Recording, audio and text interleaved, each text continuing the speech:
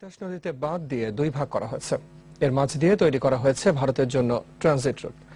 নদীর স্বাভাবিক গতিপ্রবাহ বন্ধ হওয়ায় প্রাকৃতিক ভারসাম্য নষ্ট হওয়ার আশঙ্কা করা হচ্ছে। আর তিতাসের উপর নির্ভরশীল মানুষেরা বসেছেন পথে। নদীর সব জল এখন তাদের চোখে। স্থানীয় প্রতিনিধি রিয়াজউদ্দিন জামির সহায়তায় ট্রানজিট নিয়ে মঞ্জুর আলম পান্নার ধারাবাহিক প্রতিবেদনের প্রথম পর্ব। ক্যামেরায় ছিলেন আসাদুজ্জামান আসাদ।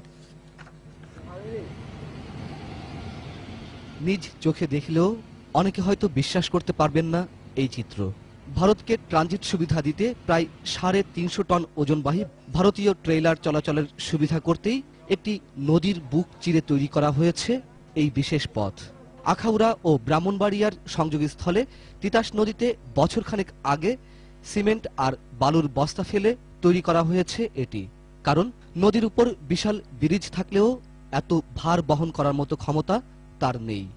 আমরা ৩ মাসের জন্য রাস্তা করতেছি, 3 মাস পরে তোমাদের রাস্তা শুরু হয়ে দেবো। কারা বলছে? যারা এই রাস্তা বান্ধ দিছে। এই কথা করার পরে বান্ধার পরে আজকা দীর্ঘ 1 বছর কোনো কারা পরিবেশ নাই বা কোনো চলার মতো আমরা লাইন নেই। বয়বন করে লাগতেছে। আমরা এই স্মরণ করলে আমরা চোখের পানি আই পড়ে।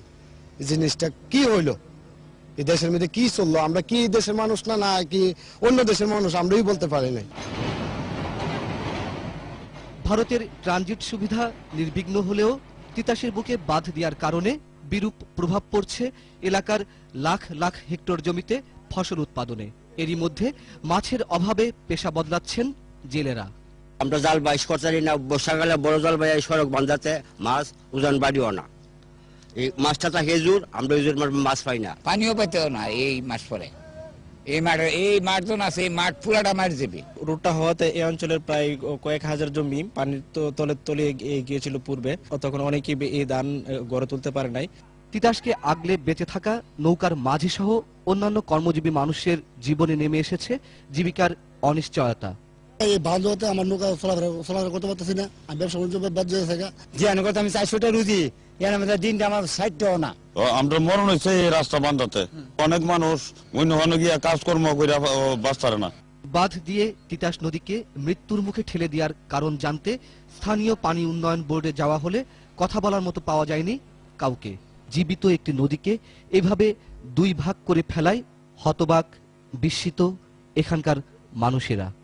এটি কি বঙ্গবন্ধু বা রবি ঠাকুরের সোনার বাংলা, নাকি জীবনানন্দের রূপসী বাংলা, নাকি নজরুলের বাংলাদেশ? এই মহামানবেরা আজ বেঁচে থাকলে এই বাংলাদেশ নিয়ে কি স্বপ্ন দেখতেন আমরা জানি না। আমরা শুধু জানি কোনো নবী রাসূলের আঙুলের ইশারায় নীলনদ দ্বিখণ্ডিত হওয়ার মতো কোনো ঘটনা নয় এটি। একটি নিজ রাষ্ট্রের হাতের ইশারাতেই একটি বিদেশি রাষ্ট্রকে বিশেষ সুবিধা দিতেই দ্বিখণ্ডিত করা হয়েছে একটি নদীকে।